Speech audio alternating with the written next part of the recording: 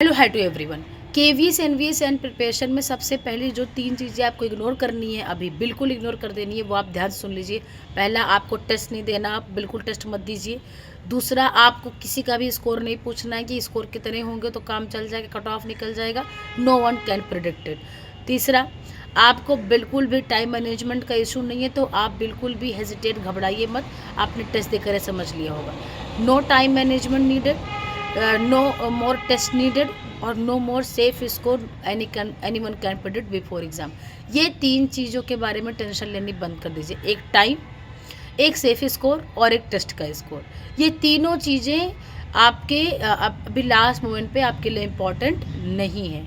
क्यों इम्पॉर्टेंट नहीं है, इसके लिए भी तीन चीज़ याद रखिए। टाइम मैनेजमेंट में तो 2 घंटे में सिर्फ 40 क्वेश्चन करने हैं मैथ रीजनिंग के, it can be done. Scores जो टेक्स्ट बुक के हैं, मार्क्स से हैं, उससे आपका कॉन्फिडेंस लूज होगा। कॉन्फिडेंस लूज करना आपके लिए बिगेस्ट मिस्टेक होगी। कॉन्फिडेंस को बनाए रखना है, इसलिए आपको स्कोर नहीं देखना, ना करना है कुछ भी। तीसरा, एक्यूरेसी बढ़ती है रिवीजन से। रिवीजन कभी भी आपका टेस्ट से ज़्यादा अच्छे से नहीं होगा, क्योंकि मल्टीपल सब्जेक्ट हैं, आपका किसी एक सब्जेक्ट में वीकनेस होगी, उसको आपको सेपरेट पढ़ना पड़ेगा, वो आपके टेस्ट में कवर नहीं होगा।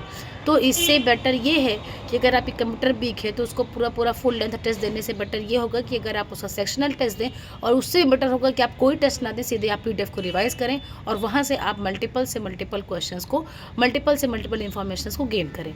ये इतना सा फंडा है, आप लास्ट मोमेंट इसको अपनाइए। बिल्कुल मत पूछिए किसी का क्या स्कोर है, आप अपना पढ़िए, अच्छे से पढ़िए। और सबसे अच्छी बात क्या है कि आपकी कट ऑफ आपके सब्जेक्ट में होनी है, तो कोई कट ऑफ बोले ज़्यादा तो समझ लीजिए कि ये मेरा सब्जेक्ट है ही नहीं। कुछ भी ऐसा करना नहीं जिससे आपका स्कोर कम हो। लास्ट मोमेंट पे बूस्ट करिए अपना कॉन्फिडेंस, बहुत ज़रूरी है। एग्ज़ाम टाइम में जब आप पेपर लिखते होते हैं तो उस टाइम पे अगर आपके माइंड में पॉजिटिव थॉट चल रहे होते हैं, हैप्पी हार्मोन रिलीज़ होता रहता है, तो आपकी जो पेन है, आपका जो दिमाग है, दोनों का कोऑर्डिनेशन बहुत बढ़िया होता है। ऑफलाइन पेपर है, बहुत से लोगों ने पूछा, और किसी भी तरह का स्ट्रेस एंजाइटी आपकी जल्दबाजी में आपके ओएमआर मिस्टेक कर सकता है, आपके क्वेश्चन मिस्टेक कर सकता है। इतना टेंशन लेने की ज़रूरत नहीं है। It's just a tier 1 exam. जो अभी तक पढ़ लिया है उतना सफिशियंट है। इतना मानकर आप इस एग्ज़ाम को दीजिए, और अभी जो रिवाइज़ कर पा रहे हैं, एक ही 2 सब्जेक्ट को रिवाइज़ करिए, आप डायरेक्टली एग्ज़ाम दीजिए। टेंशन लेने से आप अपना कैलिबर 30% डाउन कर लेंगे। आप चाहते हैं अगर ऐसा कि आप 70 क्वेश्चंस कर सकते थे और आप अब अभी 60 क्वेश्चन कर आए हैं, अगर आप ऐसा नहीं चाहते, आप चाहते हैं कि आपने 70 क्वेश्चन के कैलिबर था और आपने 75 करके आया है, तो वो 5 क्वेश्चन आपके कॉन्फिडेंस से ही होंगे। तो बूस्ट और कॉन्फिडेंस, घबराना नहीं है। कोई भी एग्ज़ाम देने से पहले घबराया नहीं जाता है। किसी भी एग्ज़ाम को अपने जीवन के अंतिम एग्ज़ाम जैसा बहुत ज़्यादा उस पर बर्डन डालकर, प्रेशर डालकर, एकदम प्रेशर फील नहीं करना चाहिए। ये बहुत ही गलत बात होती है। मैंने यूट्यूब पे देखा है, लोग बोलते हैं ये हमारी, मतलब मैं किसी को वो नहीं, क्रिटिसाइज़ नहीं कर रही, लेकिन सबके लिए अलग अलग मोटिवेशन होता है। अभी आपके लिए क्या है कि आप इस लेवल पे, इस एज में आपके पास इनफ मोटिवेशन है टू प्रिपेयर। अभी क्या होता है कि आपको बहुत ज़्यादा घबराने से, ये अंतिम एग्ज़ाम है, फिर कब वैकेंसी आएगी, फिर क्या होगा, कैसे होगा, ये सारी बातें आपको कॉन्फिडेंस से ज़्यादा आपको फियर फील कराती हैं।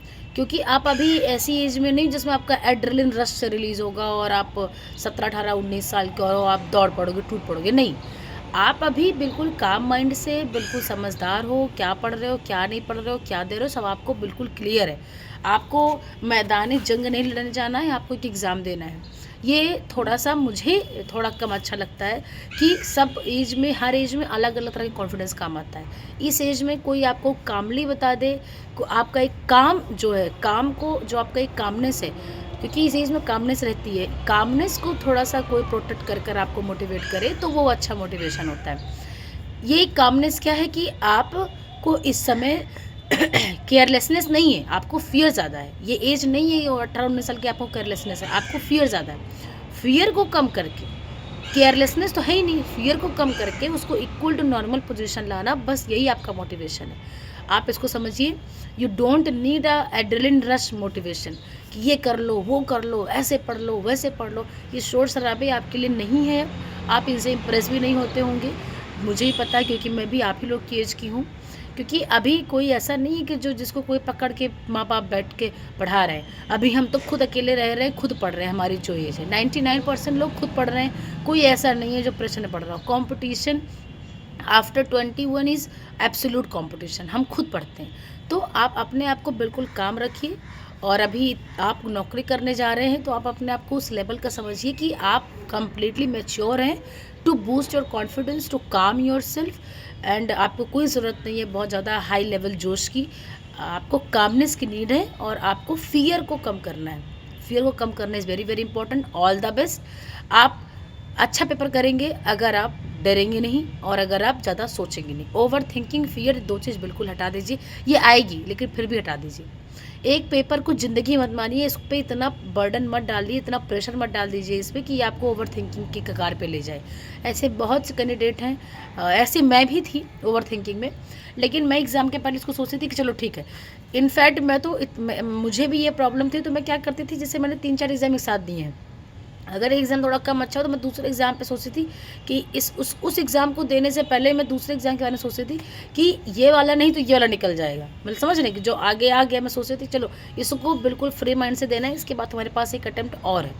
ऐसा नहीं कि इसको बिल्कुल छोड़ देना है, लेकिन माइंड को हल्का करना बहुत ज़रूरी होता है। It's a very easy to release your tension from your mind. And इसका दूसरा नेगेटिव इम्पैक्ट ये नहीं कि आप केयरलेसनेस में आ जा रहे हैं, इससे क्या मतलब, नहीं। इसका पॉजिटिव एस्पेक्ट देखिए कि आपको लग रहा है कि नहीं, ये अंतिम ज़िंदगी का अंतिम छोर ही नहीं है। हमारे पास कई अटेम्प्ट हैं, जिसमें से one of the important attempt ये भी है, इसको अच्छे से कर लेंगे तो आगे थोड़ी कम मेहनत करनी पड़ेगी। ऐसा मोटिवेशन लेकर चलेंगे तो आपकी थोड़ा कामनेस इंक्रीज़ होगी, फियर कम होगा। बस यही बैलेंस होने के बाद आप बहुत अच्छा करेंगे पेपर में। All the best. ऐसे ही कॉन्फिडेंस बरकरार रखिए, पढ़ते रहिए, थोड़े बहुत गाने वाने, कभी भी थोड़ा एंटरटेनमेंट बीच बीच में करते रहिए। स्ट्रेस ज़्यादा मत लीजिए, स्ट्रेस लेने से कंपटीशन में नेगेटिव इम्पैक्ट ज़्यादा पड़ता है rather than positive. All the best. आप सबको मेरा अभी से ही ऑल द बेस्ट। मैं 2 दिन ऑल द बेस्ट ही बोलूँगी आपको। All the best. मिलते हैं नेक्स्ट वीडियो में।